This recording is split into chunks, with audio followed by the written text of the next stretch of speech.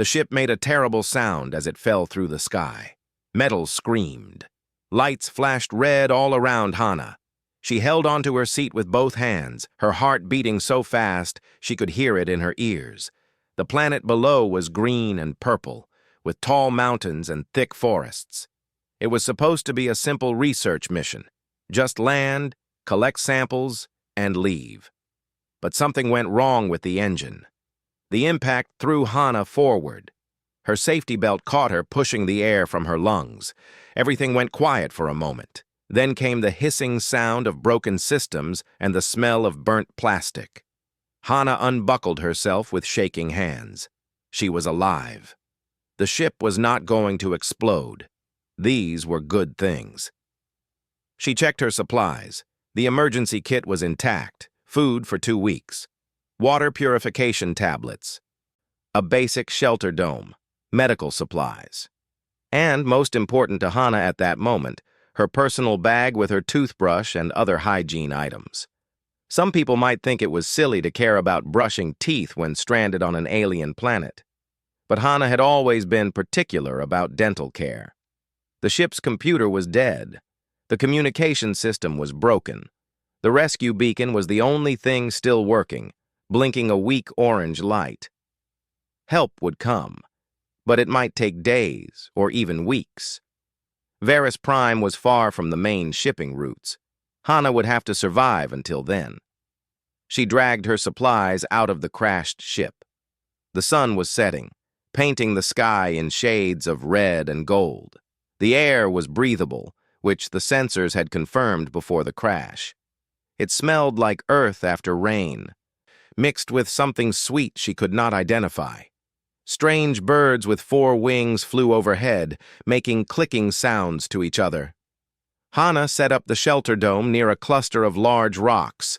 The dome inflated with a soft whoosh, creating a small but comfortable space. Clear panels let her see outside while keeping the weather out.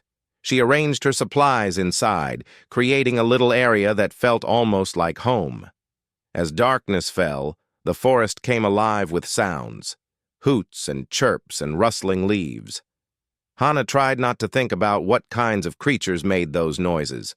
The planet's files said there were predators here, but they usually avoided open areas. She should be safe near the rocks. She ate a ration bar for dinner.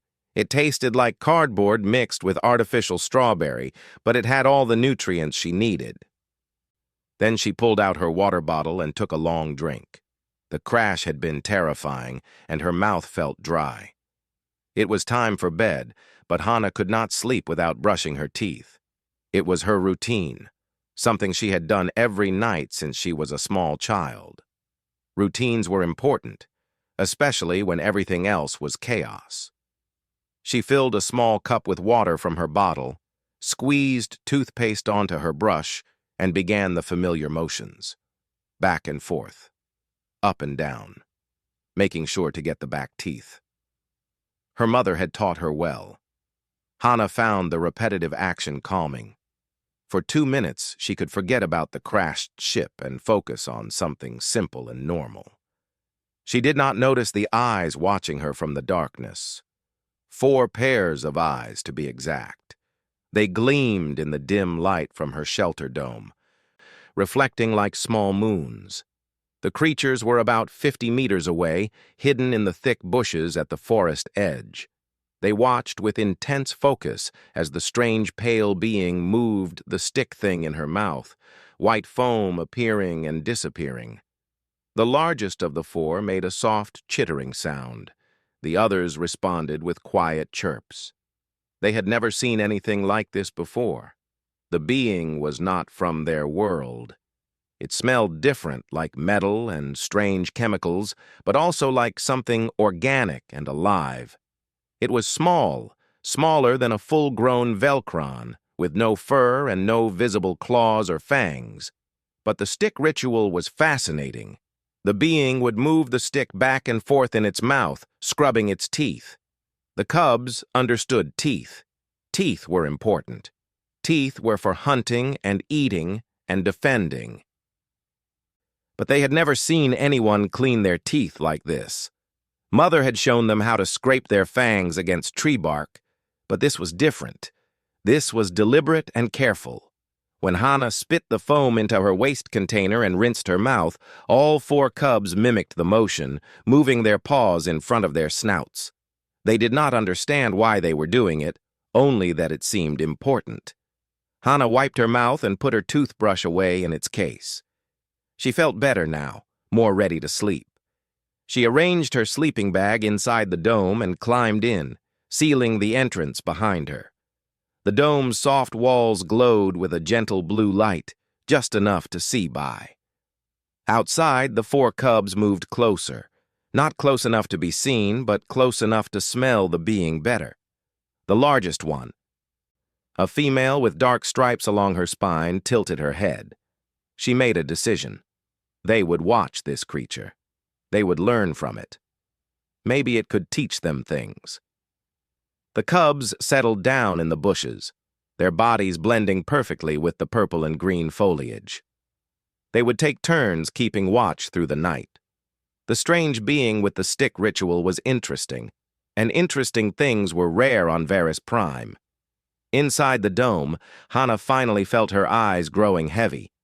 Tomorrow she would explore the area, look for water sources, and try to fix the communication system. Tonight, she would rest. She had survived the crash, she had her supplies, and she had brushed her teeth, maintaining one small piece of normalcy in a very abnormal situation. She did not know she had gained an audience.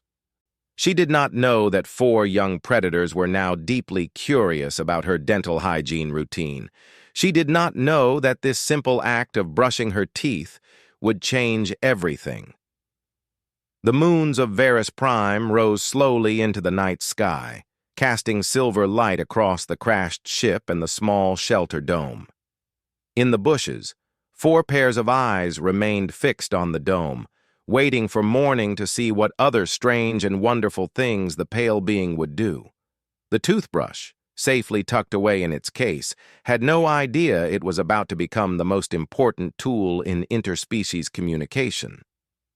Morning came with bright double sunlight that made Hana squint. She had slept better than expected, probably because her body was exhausted from the crash. She stretched and yawned, then immediately reached for her water bottle and toothbrush. Morning routine first, then everything else. As she brushed her teeth outside the dome, enjoying the fresh air, Hana heard a sound. A soft chirping, almost like a bird but deeper. She looked around but saw nothing. The sound came again from the bushes to her left. Hana finished brushing and packed her things, keeping her eyes on the forest edge. She decided to explore the area today. The crash site was in a valley between 2 small hills, with the forest stretching in all directions. A stream ran about 200 meters to the east. She had spotted it from above before the crash. Fresh water would be good, even though she had purification tablets. Hana put on her exploration pack and started walking toward the stream. She did not notice the 4 shapes following her through the undergrowth, moving silently despite their size. The stream was beautiful, with clear water running over smooth purple stones. Strange fish with transparent fins swam in the shallow parts. Hana knelt down and filled her bottles, dropping a purification tablet in each one. The water tasted clean and slightly sweet, better than the recycled water on ships. That was when she saw the first cub. It sat on a rock across the stream, watching her. The creature was about the size of a large dog, with sleek, dark fur marked with silver stripes. Its face was almost feline, with large eyes that seemed too intelligent for a simple animal. 4 powerful legs ending in retractable claws, a long tail that swished back and forth, and teeth. When it opened its mouth to make that chirping sound again, Hana saw rows of very sharp teeth. Her hand went to the stun pistol at her belt. The planet file had mentioned Velcrons, apex predators that hunted in family groups. This must be a juvenile, which meant adults might be nearby.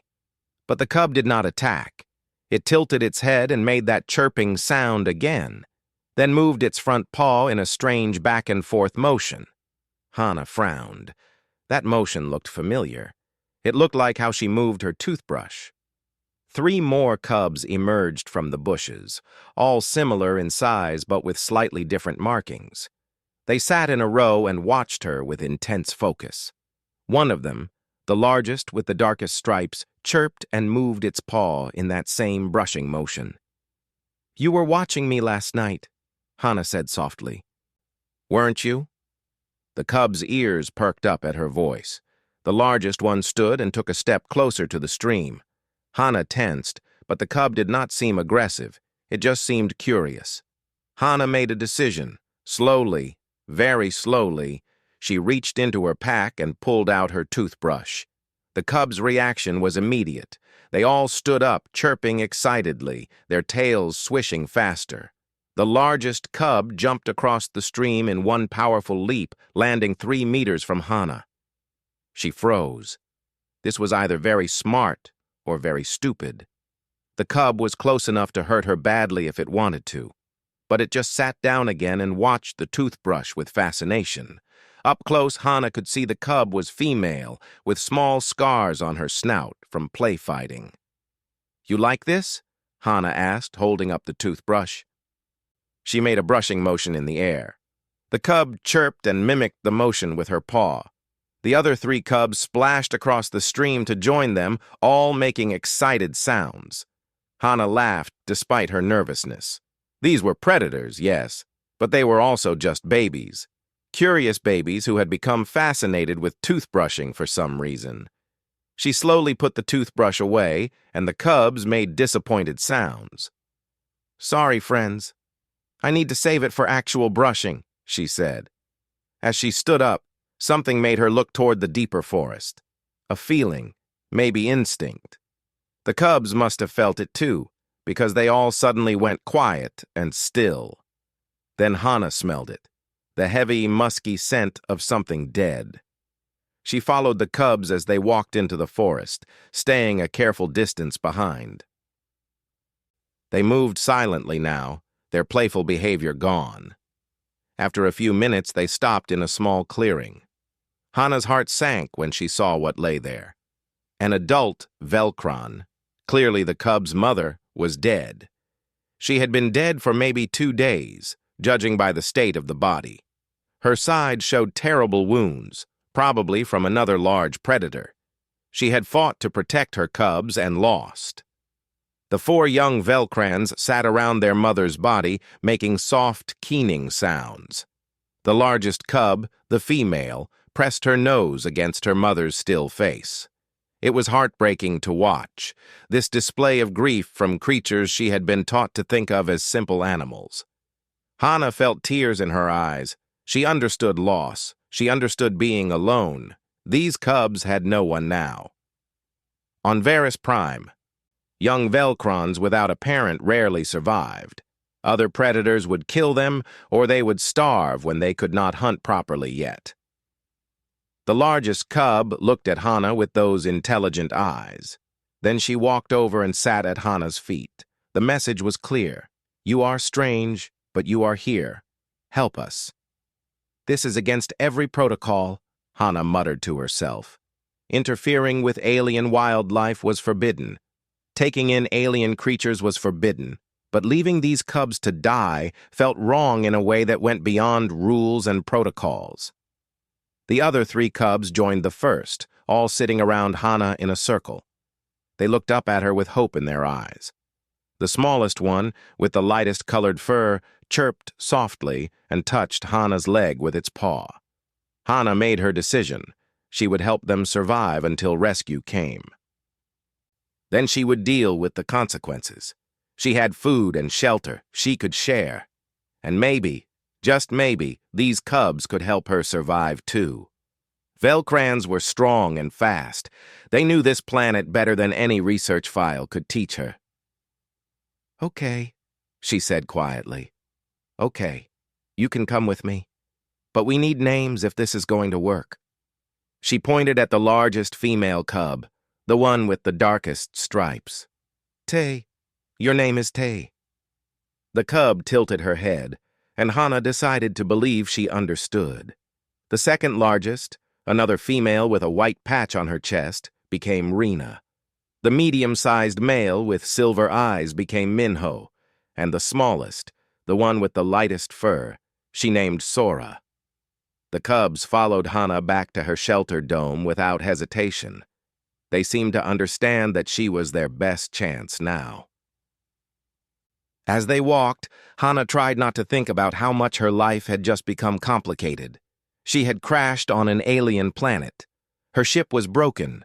Her communication system did not work, and now she was the adoptive mother of 4 apex predator cubs. But when they reached the dome and the cubs curled up near the entrance, watching her with trust in their eyes, Hana felt something warm in her chest. Maybe she was not as alone as she thought. That evening, when she brushed her teeth, all 4 cubs sat in a perfect row and watched with complete attention. When she finished, they all moved their paws in brushing motions, chirping softly. Hana smiled. She had no idea what she had gotten herself into, but at least it would not be boring. 3 days had passed since the cubs joined Hana at her shelter. 3 days of learning how to live with 4 young predators who thought she was their new mother. It was exhausting and wonderful and terrifying all at once. Tay, the largest cub, had appointed herself as the leader. She was always the first to investigate anything new and the last to back down from a challenge. Rena was the quiet one, thoughtful and careful, who watched everything with those intelligent eyes. Minho was playful and clumsy, always getting into trouble and needing to be rescued from his own curiosity. And little Sora was the gentle one, the one who stayed closest to Hana and made soft chirping sounds when she wanted attention. The cubs learned fast. They understood that the dome was safe space, that Hana's supplies were not food, and that the strange sounds from her equipment meant she was working on something important. They brought her gifts, dead creatures from the forest that she tried to accept gracefully, even though some of them were quite disturbing to look at. But Hana noticed something worrying. When the cubs ate their catches, they seemed to struggle sometimes. Tai especially would shake her head and paw at her mouth after eating. At first, Hana thought maybe the prey was too tough, but then she saw it. One evening, when Tai yawned, Hana spotted something that made her medical training kick in immediately. Several of Tai's teeth were discolored. Dark spots covered the enamel, and one of her fangs had a visible crack. Hana's heart sank. She had studied enough xenobiology to recognize tooth decay when she saw it, even in an alien species. She checked the other cubs. Rena had similar problems, though not as severe. Minho had 2 teeth that looked almost rotten. And poor little Sora whimpered when Hana gently touched one of her molars, clearly in pain. How do wild Velcrons deal with this? Hana wondered aloud. She pulled out her datapad and searched through the research files she had downloaded before the mission. The information was limited, but she found something interesting. Adult Velcrons had been observed rubbing their teeth against certain tree barks that contained natural antibacterial compounds, but juveniles, who still had softer teeth, often suffered from severe dental problems. Many young Velcrons died not from predators or starvation, but from infections that started in their mouths. The cub's mother must have known special trees or plants that helped, knowledge she did not have time to teach her cubs before she died. These 4 had been orphaned at exactly the wrong age, old enough to eat solid food but too young to know how to care for their teeth properly. Hana made a decision. If she could brush her own teeth, she could brush theirs too. It would be an experiment, something no human had probably ever tried before. But these cubs trusted her, and she was not going to let them suffer if she could help it. The first challenge was making toothbrushes for them. Her own brush was too small, and she only had 2 spare brushes in her supplies. She needed something bigger and tougher for Velcran Fangs. Hana spent the next morning searching the area around the crash site, looking for materials. She found what she needed in the ship's cargo bay. Stiff, synthetic bristles from a cleaning brush cut into sections. metal rods from broken equipment, bent into handles, waterproof adhesive from the repair kit. It took hours of careful work, but finally Hana had 4 crude but functional toothbrushes, each one sized for a juvenile Velcran mouth. The toothpaste was another problem. Her own toothpaste contained chemicals that might be harmful to the cubs.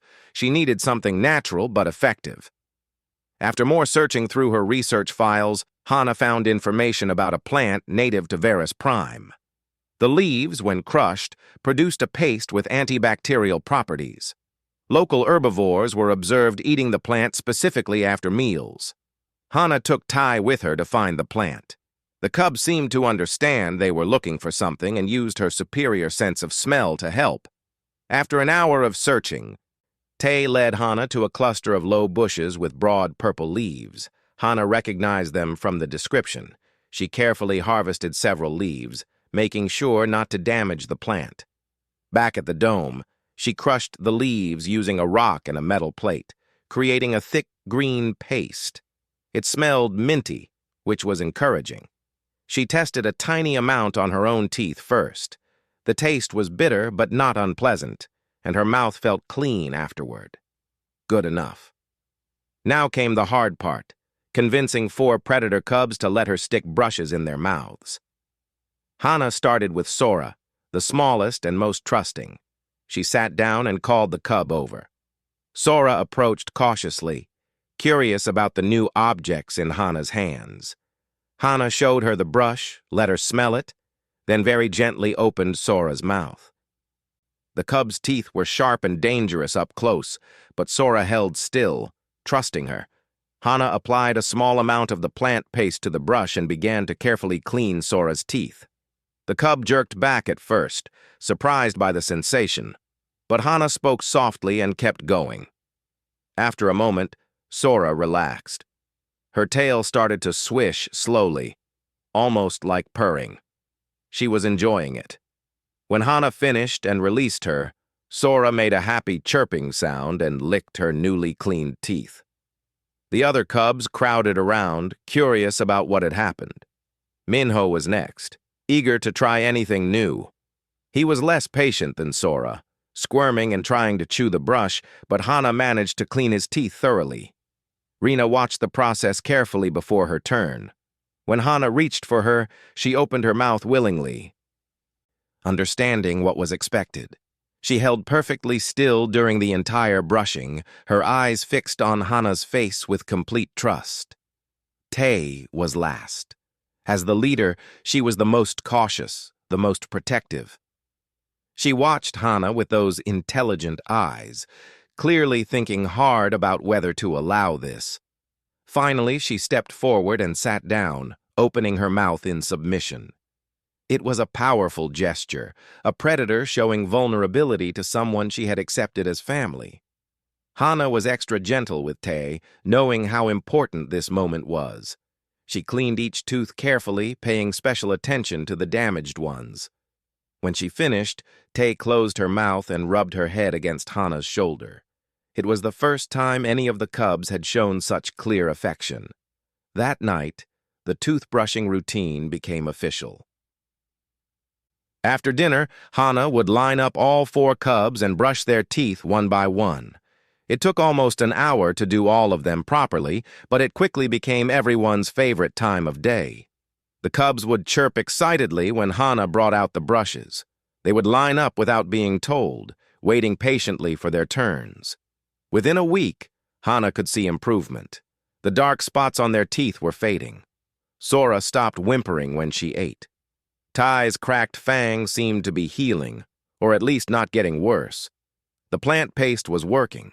But more than that, the brushing routine had become a bonding ritual. It was their special time together, when Hana would talk softly to each cub while cleaning their teeth, and they would listen to her voice and feel cared for. The cubs became gentler with her, more protective. They would bring her the best parts of their kills. They would sleep pressed against the dome at night, guarding her while she rested. Tay especially changed. The fierce young predator started staying close to Hana during the day, following her everywhere. If Hana sat down to work on the communication system, Tai would sit beside her and watch. If Hana went to collect water, Tai would scout ahead and make sure it was safe. One evening, after finishing the brushing routine, all 4 cubs curled up around Hana in a protective circle. She sat in the middle with her datapad, trying once again to fix the communication system, while 4 apex predators used her as their center point. It was strange and beautiful and completely against every rule of xenobiology. But as Hana reached out and gently scratched Rena behind her ears, hearing the cubs' contented chirp, she knew she had made the right choice. These cubs needed her. And maybe, she realized, she needed them too. In this vast, lonely planet, they had found each other. 4 orphaned predators and 1 stranded human, creating a family that should not exist, but somehow did. Tomorrow she would try again to fix the communication system. Tomorrow she would worry about rescue and protocols and consequences. But tonight, surrounded by her 4 fierce and loyal cubs, with their teeth finally clean and healthy, Hana felt something she had not felt since the crash. She felt at home. The rescue ship appeared on the 17th day after the crash. Hana was collecting water from the stream when Tai suddenly froze, her ears pointed toward the sky. Seconds later, Hana heard it too. The unmistakable sound of engines cutting through atmosphere. Her heart jumped. Rescue was here. She was going home. But as she looked at the 4 cubs gathered around her, all watching the sky with nervous tension, her excitement mixed with something else. Worry. "It's okay," she told them softly. "These are friends. They're here to help." The cubs did not look convinced. They moved closer to Hana, forming a protective circle around her. Minho growled low in his throat, a sound Hana had only heard him make when facing dangerous prey. Even gentle Sora showed her teeth, her small body tense and ready to fight. The ship landed in the clearing next to Hana's crashed vessel. It was a standard rescue craft marked with the symbols of the Deep Space Rescue Service. The landing ramp lowered, and 3 figures emerged wearing environmental suits. The lead figure removed their helmet, revealing a man in his 30s with short dark hair and a professional expression. Captain Doyen, according to the name tag on his suit. "Hana, xenobiologist Hana," he called out, scanning the area. "We received your emergency beacon. Are you injured?" Hana started to step forward, but Tai moved with her, staying at her side. The other cubs flanked them, and suddenly Hana was walking toward the rescue team with 4 juvenile Velcrons serving as her honor guard. She saw the exact moment Captain Doyon noticed them. His hand went to the weapon at his belt. "Stop! Don't move!" he shouted. His 2 crew members raised their stun rifles. "Those are Velcrons! Get away from them slowly!" "No!" Hana held up her hands. "Don't shoot! They're with me." Doyen stared at her like she had grown a second head. "They're with you! Those are apex predators! They'll tear you apart!" As if to prove his point wrong, Sora chirped and rubbed against Hana's leg affectionately. Tay sat down at Hana's feet and yawned, showing no aggression despite the weapons pointed at her. Rena and Minho simply watched the newcomers with calm curiosity. "Please lower your weapons," Hana said firmly. "You're scaring them. They won't hurt me. They've been living with me for over 2 weeks." Doyen slowly lowered his hand from his weapon, but his crew kept their rifles ready. He took a cautious step closer, studying the cubs with amazement and confusion. "How is this possible? Velcrons are supposed to be aggressive and territorial. These juveniles should have attacked you on sight or run away." "They were orphaned," Hana explained. "Their mother died protecting them from another predator. They imprinted on me. I've been taking care of them." One of the crew members, a woman with sharp eyes, spoke up. "Taking care of them how? What have you been feeding them?" "They hunt for themselves," Hana said, "but I've been helping them with something else. Their dental health." Doyen blinked. "Their what?" This was going to sound crazy. Hana knew that. but she had to make them understand. Juvenile velcrons suffer from severe tooth decay. It's one of the main causes of death for young ones in the wild. I've been brushing their teeth with specially made brushes and a paste from local plants. It's working. Their teeth are healing. The silence that followed was heavy. The three rescue team members looked at each other. The woman lowered her rifle slightly. The other crew member, a younger man, actually laughed in disbelief. "You've been brushing the teeth of apex predators," Doyen said slowly, as if testing the words to see if they made sense. "For 2 weeks." "Every night," Hannah confirmed. "And every morning. It's become our routine. They line up and wait for their turns. Watch, I'll show you." Before anyone could protest, Hannah reached into her pack and pulled out the homemade toothbrushes. The reaction from the cubs was immediate and enthusiastic. All 4 of them started chirping excitedly, their tails swishing. They lined up in their usual order: Sora, Minho, Rena, Tai. Each cub sat perfectly still and opened their mouth when Hannah approached with a brush. The rescue team watched in stunned silence as Hannah efficiently brushed 4 sets of dangerous fangs. The cubs were completely cooperative, even seeming to enjoy the process. When Hannah finished with Tai, the large cub made a happy sound and nuzzled Hannah's hand gratefully. "I've never seen anything like this," the woman whispered. "Velcrons are supposed to be impossible to domesticate." "I didn't domesticate them," Hannah corrected. "They're still wild predators, but they've accepted me as family, as their mother in a way, and in return I help keep them healthy." Doyun approached slowly, his eyes never leaving the cubs. Tai watched him carefully, but did not move from Hannah's side. "This is going to create a massive debate in the xenobiology community. Nobody thought velcrons were capable of this kind of bonding with other species." "They're smarter than the files say," Hannah said. "Much smarter. They understand communication, they learn from observation, and they have complex emotions. They grieved for their mother. They feel joy and fear and trust. They're not just animals, they're people, just different from us."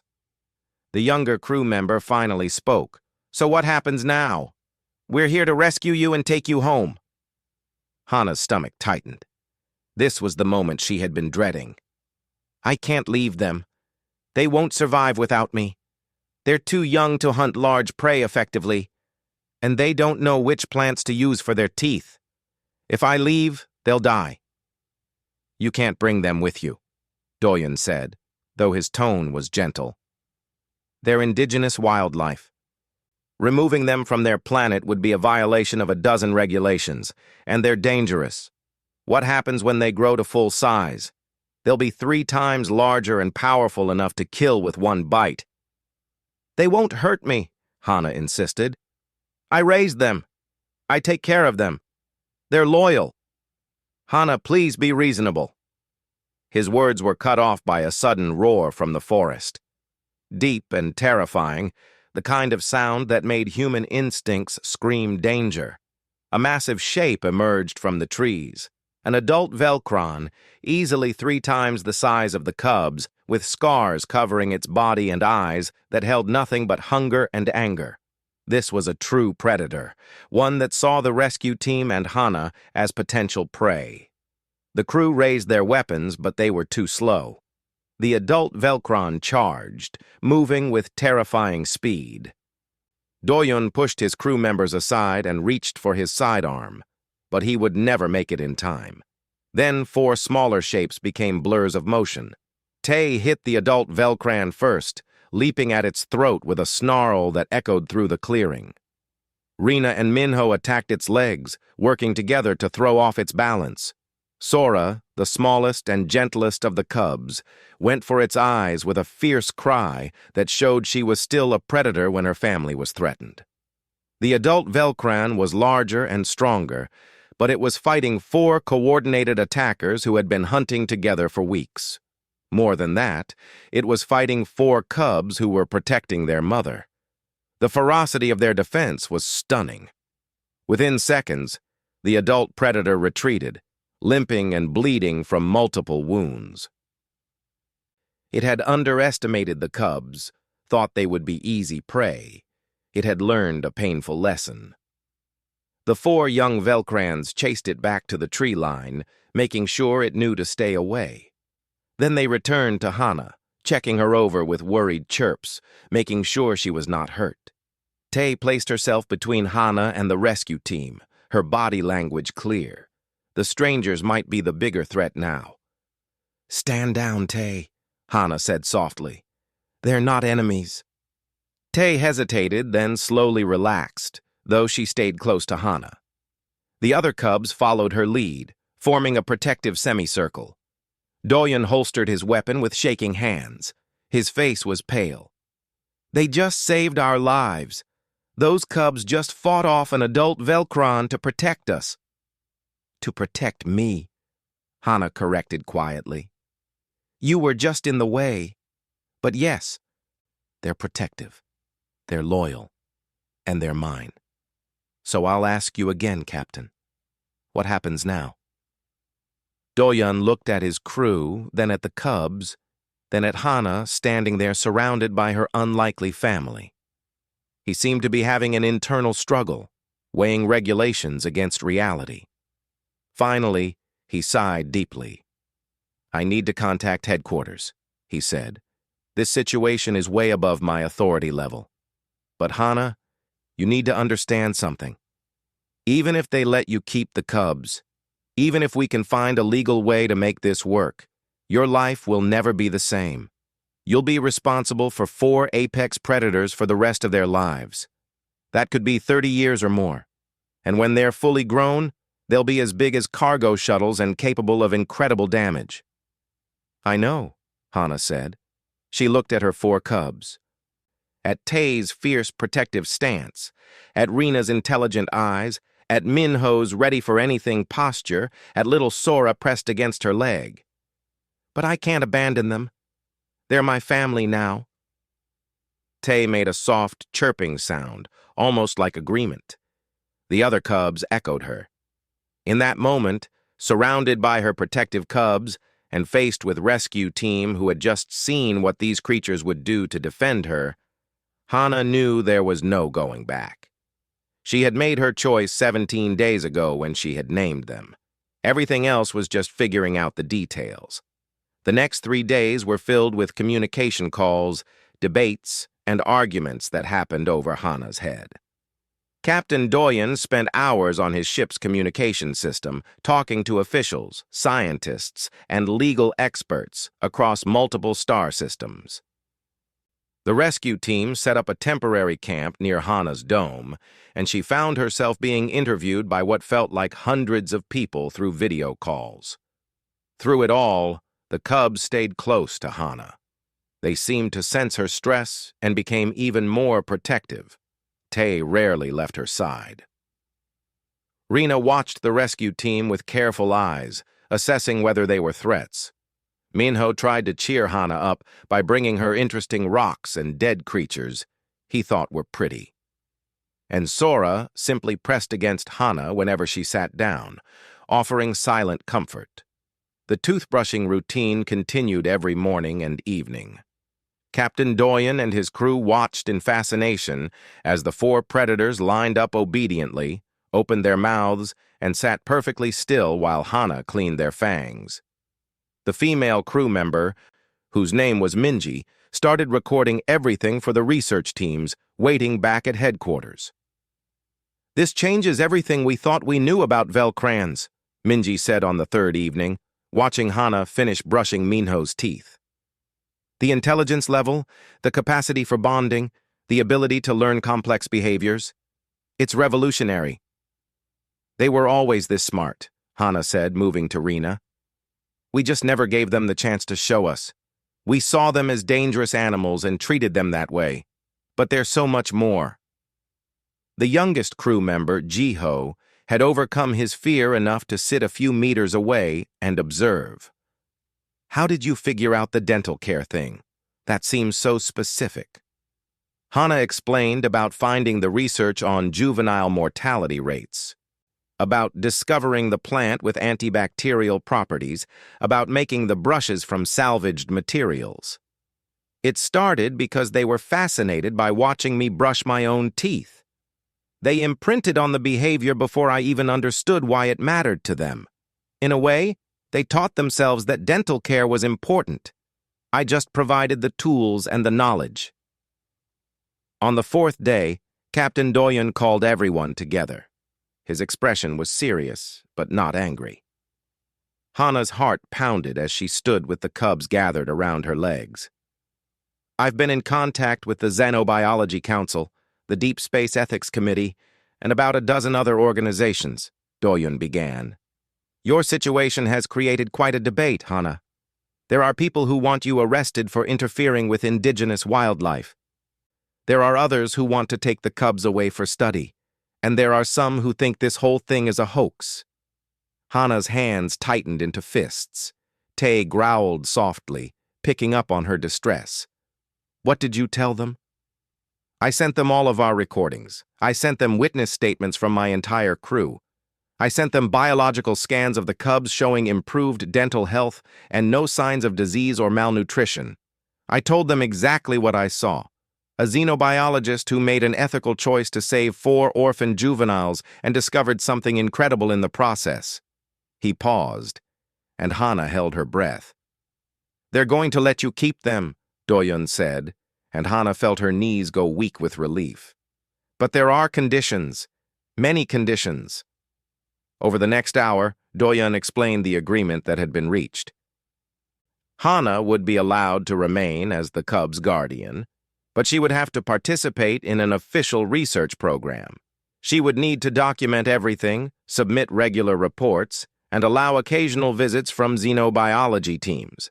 The cubs would need to be monitored for health and behavior, and Hana would be required to establish a permanent facility on Varus Prime where she could care for them properly as they grew. They're treating this as a groundbreaking interspecies research opportunity, Doyen explained. You'll essentially be the first official cross-species guardian in human history. There will be funding, support, resources. But you'll also be under scrutiny. Every decision you make about these cubs will be examined and debated. I don't care about that, Hana said firmly. As long as I can keep them safe and healthy, they can scrutinize all they want. Minji smiled. There's more good news. The council wants to expand the research. They're interested in whether other juvenile Velcrans could benefit from similar care. If this works, if we can improve survival rates for young predators through dental care and other interventions, it could change wildlife management across the galaxy. You're going to be famous, Jiho added. The woman who taught apex predators to brush their teeth. It sounds like a joke, but it's going to be in every xenobiology textbook. Hana looked down at her 4 cubs. Tay met her gaze with those intelligent eyes, and Hana could swear she saw understanding there. These creatures knew she had fought for them. They knew she had chosen them over an easy rescue and a normal life. I'm going to need help, Hana admitted. I'm a xenobiologist, not an engineer or a builder. Creating a permanent facility, managing a research program, documenting everything properly, that's a lot. You'll have help, Doyen assured her. A team is being assembled right now. Engineers, construction specialists, veterinary experts, behavioral scientists. They'll be here within the month to start building. In the meantime, we'll leave you supplies and better equipment. And I'll be assigned as your liaison to the council, so you'll see me regularly. The weight that had been pressing on Hana's chest for days finally lifted. She was not losing her cubs. She was not going to be punished. Instead, she was being given the opportunity to do something meaningful, something that could help creatures across the galaxy. That night, Hana held a special toothbrushing ceremony. She took extra time with each cub, talking to them softly about what was going to happen. They were getting a real home, she told them. They were going to be safe and protected, and she was going to stay with them for as long as they needed her. Sora chirped happily and licked Hana's hand after her brushing was done. Minho tried to play with his toothbrush, making everyone laugh. Rena pressed her head against Hana's shoulder in that gesture of affection that meant trust and love. And Tay, fierce protective Tay, laid her head in Hana's lap and closed her eyes, completely relaxed for the first time since the rescue team had arrived.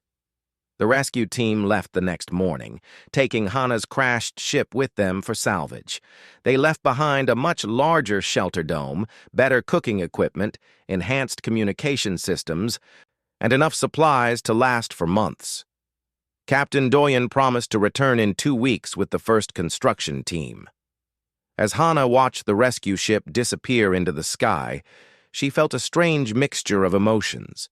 Part of her had wanted to go home, to return to the life she knew, but a larger part of her knew that this was home now. This planet, this clearing, these 4 cubs who depended on her. The weeks that followed were busy. The construction team arrived and began building what Hana started calling the Interspecies Care Facility. It was part research station, part sanctuary, with separate areas for the cubs to run and hunt, medical facilities, observation rooms, and comfortable living quarters for Hana and the eventual research staff. The cubs adapted well to all the new people and activity, though they remained closest to Hana. They had grown noticeably in the weeks since she had found them. Tai was now the size of a large adult human and still growing, but despite their increasing size and strength, they were still gentle with Hana, still lined up every morning and evening for their toothbrushing. Word of the project spread through the scientific community. Hana started receiving messages from researchers across the galaxy asking questions, requesting visits, wanting to study what she had discovered. A famous xenobiologist named Kyung-Soo arrived to examine the cubs and was moved to tears when he saw how healthy and intelligent they were. "You've proven that intelligence exists in forms we never thought to look for," he told Hana. "These Velcrons understand complex ideas. They communicate, they cooperate, they show emotional depth. And you discovered it all because you treated them with kindness instead of fear." 6 months after the crash, the facility was complete. It was beautiful, a structure that blended with the natural environment while providing everything the cubs needed. There were medical scanners that could check their health without invasive procedures. There were pools for bathing and rocks for climbing and open areas for hunting, and in the center of it all was a large room where Hana did the toothbrushing each day. The cubs were nearly full-grown now. Tai was massive, powerful enough to take down large prey on her own. But when Hana called her for toothbrushing time, she became gentle as a kitten, carefully opening her mouth and holding perfectly still. The same was true for Rena, Minho, and Sora. No matter how big they grew, no matter how fierce they became in the wild, they were still her cubs. Other researchers joined the program. A team began studying whether the dental care techniques could be applied to other juvenile Velcrons. They found 3 more orphaned cubs and brought them to the facility. Hana taught them the brushing routine, and the new cubs learned quickly, especially with the older 4 serving as examples. One evening, as the double suns set over Varus Prime, Hana stood on the observation deck of the facility. Below, in the open area, 7 Velcrons played together. Her original 4 cubs, now fully grown, and the 3 newcomers who were learning from them. They chased each other, practiced hunting techniques, and occasionally stopped to groom one another. Captain Doyen joined her on the deck. He visited regularly now, bringing supplies and news from the wider galaxy. "You know your story has inspired people, right? There are now 12 similar programs being started on different planets. People taking care of orphaned predators, studying interspecies bonding, finding ways to help instead of just observing." Hana smiled. "All because some cubs watched me brush my teeth." "All because you saw creatures in need and decided to help," Doyen corrected. "The toothbrushing was just the beginning. You proved that intelligence and emotion exist across species barriers. You showed that even the fiercest predators can bond with those who care for them. That's the real discovery." Below, Tay looked up at the observation deck and made a chirping sound. Time for evening toothbrushing. The other cubs heard her and immediately started lining up, even the new ones who were still learning the routine. Hana laughed. "Duty calls," she said to Doyun. "7 sets of fangs won't brush themselves." As she headed down to the brushing room, the cubs greeted her with excited chirps and swishing tails. They pressed against her in welcome, these massive, powerful predators who could tear apart almost any creature on the planet, but who trusted her completely. Hana pulled out the brushes, now specially made by engineers specifically for Velcron Fangs, and began the routine that had started everything. One by one, she brushed their teeth, and one by one, the cubs thanked her with happy sounds and affectionate nuzzles. This was her life now, not the one she had planned when she had started that research mission. But it was the one she had chosen, the one she had fought for. As she finished brushing Sora's teeth, the youngest cub pressed her massive head against Hana's chest. Despite weighing over 300 kilograms now, Sora was still gentle, still the sweet cub who had first trusted Hana with her pain. Hana scratched behind Sora's ears and whispered, "Good girl." Tomorrow more researchers would arrive. Tomorrow there would be meetings and reports and decisions to make, but tonight, surrounded by 7 apex predators with clean, healthy teeth, Hana felt something she had never expected to feel when her ship had crashed all those months ago. She felt like she had found exactly where she belonged.